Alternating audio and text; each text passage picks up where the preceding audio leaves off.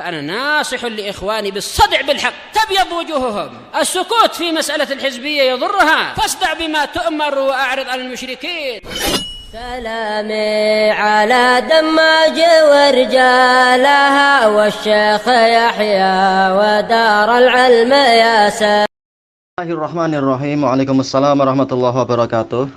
Perlu ditunjukkan dulu masalah apa itu. Contohnya Syekh Albani mengatakan bid'ah atau Syekh bin Bas mengatakan tidak bid'ah atau sebaliknya. Perlu dipastikan dulu apa contohnya sehingga kita tahu duduk perkaranya. Contohnya adalah masalah bersedekap setelah i'tidal.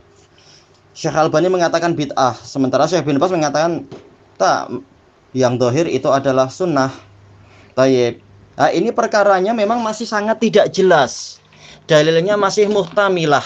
Makanya orang tidak mampu untuk menjazm. Kedua belah pihak tidak berani untuk memastikan memang Nabi itu bersedekap atau tidak bersedekap. Nah, untuk dalil yang tidak jelas seperti itu, maka memang tidak layak untuk sampai dikatakan sebagai bid'ah. Tetap ada yang keliru di situ. Kalau sampai dikatakan, yaitu kalau dikatakan bid'ah, ini pendapat yang berlebihan.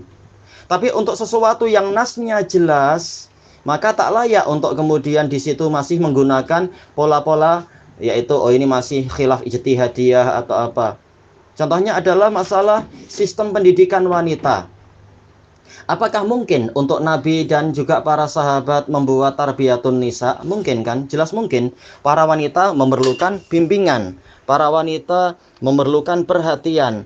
Tetapi kita mampu untuk memastikan bahwasanya pola memisahkan para wanita dari mahramnya di tempat tinggal, semuanya dikumpulkan dalam satu tempat berbulan-bulan di situ. Kita mampu memastikan Nabi tidak melakukan itu, para salaf tidak melakukan itu. Sementara Nabi SAW telah memberikan nas bahwasanya yang menyelisihi jalan beliau dan menyelisihi sunnah khulafaur rasyidin al-mahdiyyin itu adalah bid'ah. Para ulama salaf telah menetapkan bahwasanya yang menyelisihi thariqah salaf itulah yang dikatakan bid'ah. Ini dalilnya sudah sangat jelas. Baik, perkara yang tidak dilakukan oleh Nabi padahal tuntutannya itu jelas, yaitu penuntutnya jelas dan penghalangnya tidak ada, maka itu dikatakan sunnah tarkiyah. Nabi sengaja meninggalkan itu, para sahabat dan tabi'in sengaja meninggalkan itu. Maka barang siapa sengaja melakukan itu berarti dia terang-terangan dikatakan sebagai menyelisihi sunnah. Siapapun dia, apapun profesi dia dan setinggi apapun derajat dia, dia sengaja yaitu apa? Pendapat dia ini menyelisihi pendapat salaf. Baik. Jadi tidak sama dengan kasus masalah bersedekap. Dalilnya sama sekali boleh dikatakan kedua belah pihak sama-sama dalilnya tidak jelas. Dan kita tidak berani, tidak mampu menjazm Nabi waktu itu bersedekap atau tidak sih, sahabat waktu itu bersedekap atau tidak sih, dengan dalil yang sahih tentunya, sahih dan sharih. Sementara untuk TN kita mampu memastikan Nabi tidak melakukan itu, para sahabat tidak melakukan itu kita mampu memastikan. Baik. Karena apa? Itu adalah suatu kian, yaitu suatu bentuk, suatu struktur yang sangat jelas. Seandainya itu ada, niscaya akan disebutkan. Sebagaimana para ahlu sufah disebutkan mereka tinggal di masjid, mereka meninggalkan keluarga-keluarga mereka, mereka tinggal di masjid, kaum lelaki itu, dan sebagainya.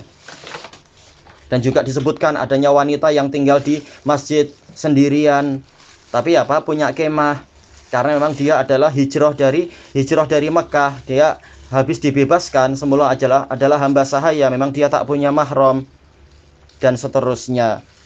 Ya, yang seperti ini, perkara yang jelas seperti itu, para sahabat menyebutkan, rawi menyebutkan. Sementara untuk pola tarbiyatun nisa dengan sengaja para wanita dari jauh-jauh dikumpulkan untuk kemudian dipisah dari orang tuanya atau dipisah dari walinya, ini memang tidak ada di zaman Nabi, di zaman tabi'in. Barang siapa mengatakan ada, berarti dia telah menetapkan sesuatu. Sementara al-isbat itu membukti, yaitu apa? Menuntut adanya dalil. Penetapan itu perlu dalil. Mana buktinya bahwasanya memang waktu itu ada dibuat pola apa? Ma'had tarbiyatun nisa dan sebagainya. Dengan apa? Dengan pola bahwasanya wanitanya dipisah berbulan-bulan dari mahramnya. Sementara Nabi sudah mengatakan bahwasanya para wanita adalah naqisatu aqlin wa din. Hampir dalam perkara banyak sekali mereka memerlukan yang namanya wali, menunjukkan bahwasanya mereka memang sangat memerlukan untuk selalu dibimbing oleh wali. Walaupun mereka sudah balik, walaupun mereka sudah berakal, tetap mereka perlu wali di dalam banyak perkara. Baik. Kemudian sengaja dibuat ma'had yang mana mereka dipisahkan dari para walinya berbulan-bulan. Yang seperti ini mana dalilnya? Baik. Dengan ini kita mampu memastikan memang tidak ada. Berarti itu adalah bid'ah, jelas sekali. Bukan seperti kasus perselisihan antara Syekh bin Baz dengan Syekh Albani terkait dengan perkara yang dalilnya masih agak samar-samar. Nabi waktu itu meletakkan tangan kembali bersedekap ataukah tidak. Ini dalilnya masih samar-samar. Berdasarkan apa? Sebagian hadis Wa'il bin Hujur ataupun yang lainnya sampai tulang-tulang kembali ke tempatnya. Apa maknanya ini tulang kembali ke tempatnya? Nah, khilafnya banyak di situ. Karena memang tidak jelas, tidak ada lafaz terang yang sahih. Nabi setelah iktidal itu beliau kembali bersedekap seperti sebelum beliau rukuk. Dalilnya tidak jelas. Yang seperti ini tidak layak untuk kemudian sampai ada khilaf yang besar, saling bermusuhan. Sehingga Syekh Albani berlebihan kalau mengatakan itu adalah sesuatu yang dikatakan bid'ah. Dan juga setelah itu Syekh Albani tidak kemudian menetapkan bahwasanya yang seperti ini bid'ah berarti dia terkena hukum pelakunya mubtadi'. Beliau sendiri tahu ini perkaranya masih muhtamilah, masih samar-samar, masih kemungkinan ini, kemungkinan itu. Baik. Wallahu a'lam walhamdulillahi rabbil alamin.